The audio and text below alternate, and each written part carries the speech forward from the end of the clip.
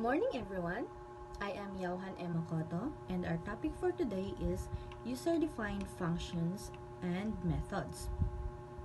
So what is user-defined functions and method?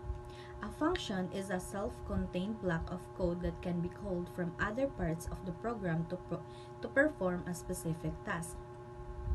So ang function kay grupo sa instructions nga pwede nimo gamiton balik-balik. Murag shortcut sa imong code, instead nga magsigi og balik og type, tawagon na lang nimo siya. So adisir ta mag-proceed sa function details, gamay lang nga flashback sa loop, kay halos tanan function na ay loop nga sulod. So first is the initialization, starting value. Second, the condition, padayon ang loop basta tinuod pa.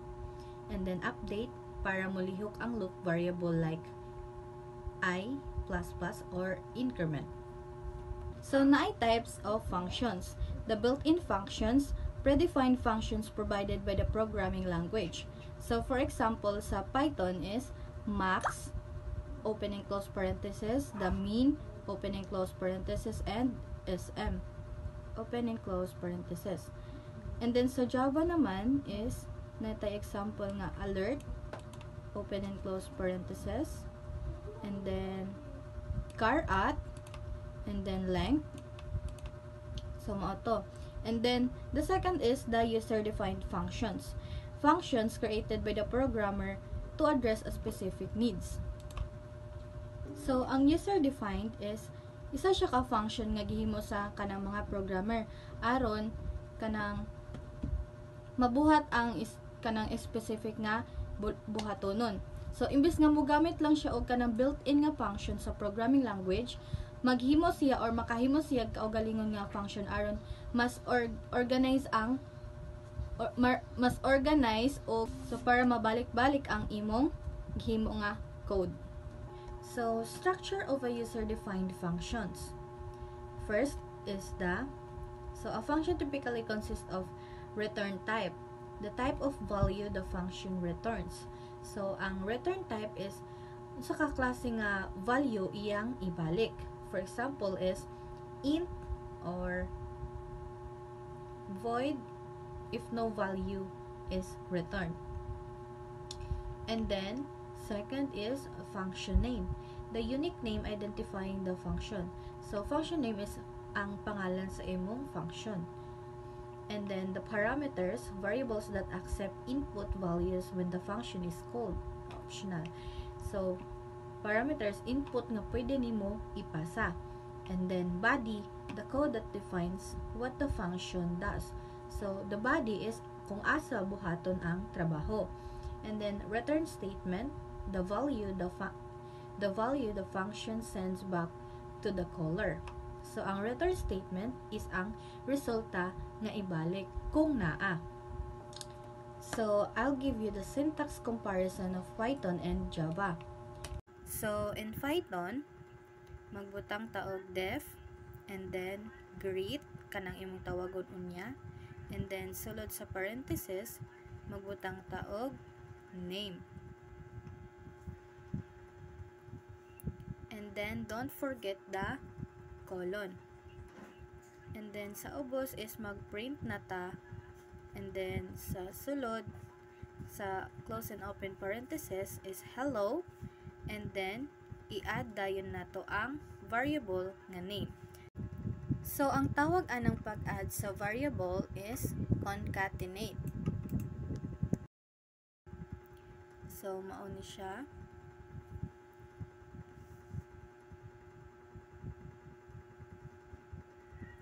And then, after that, diri na dayon nato ang tawagon ang atong gibuhat nga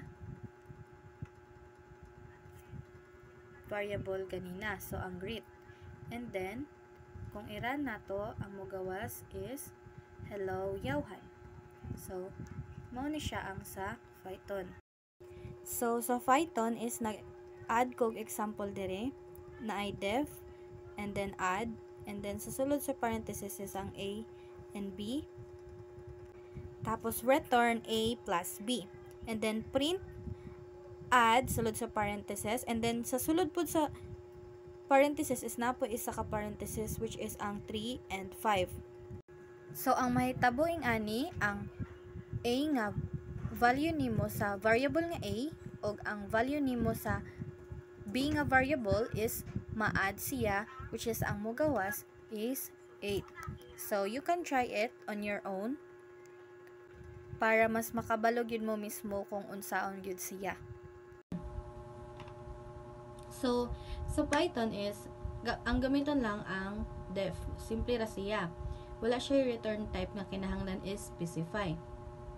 And then sa Java, magamit ta og public static void greet, and then string name, which is ang imong parameter inside the close and open parenthesis, and then the curly braces, and then the inside of the curly braces is the system out print hello, and then concatenate of the name.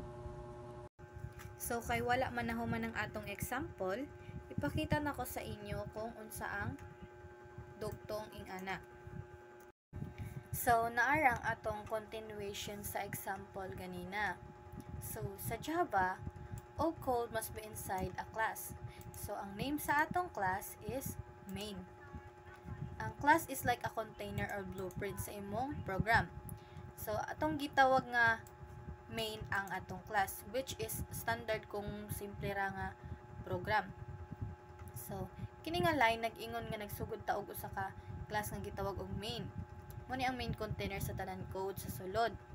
And then kaning sa public static int add, int a, int b, and then return a plus b,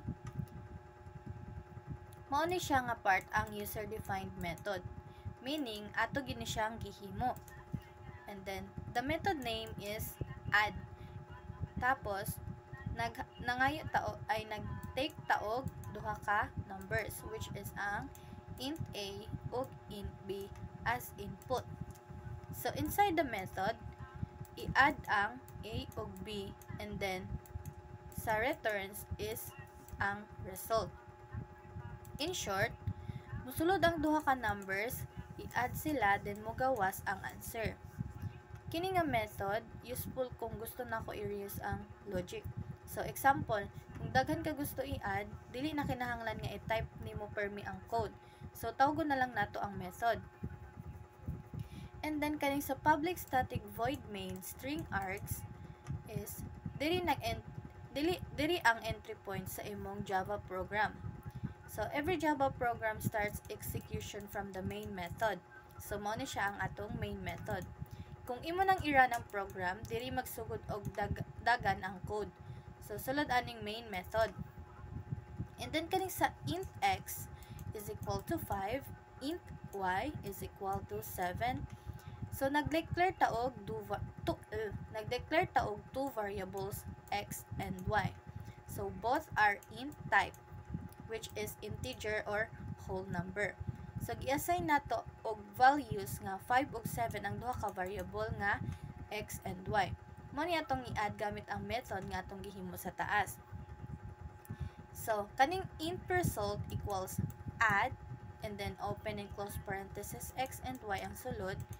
So, gipanganlan nato ni siya og add method and pass x and y as inputs. So, the return value or sum is stored in the variable nga result. So, ang resulta sa add nga 5 ug 7 is 12.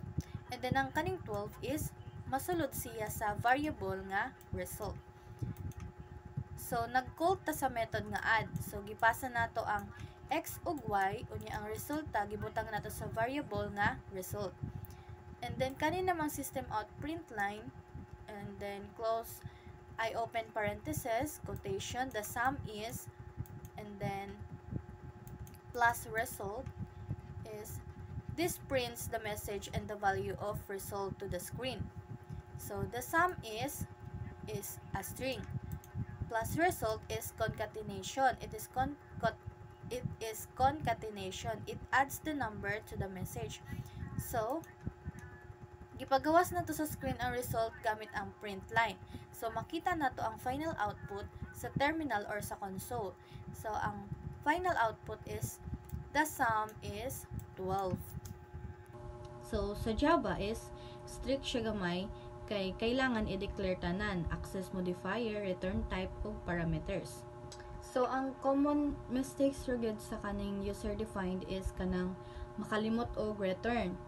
So kung ang imong function is kanang kuan nga ay kanang mo give back og value pero nalimtan nimo og kanang return, wala siya ibalik. And then ikaduha naman is sayop nga data type sa parameter. So sa Java kinahanglan sakto ang klase sa data nga imong ipasa. Kung ang function nangayo og int pero ang gihatag kay string, error jud siya. So ang ikatulo is why taro nga spacing sa Python, indentation error. So ang Python is sensitive kayo siya sa spacing. Dapat aligned ang lines sulod sa function. Kung naiusa ka line nga niliko or not aligned, magreklamo ang interpreter. So ang ikaapat naman is tawgon ng function nga wala pa gihimo or function called before definition. So sa Python, kung imong gitawag ang function bisan wala pa siya gi-declare sa taas, automatic error. Murag nagtawag kag tawo nga wala pa nimo na-assign og role. So maora to ang atong topic for today. Thank you!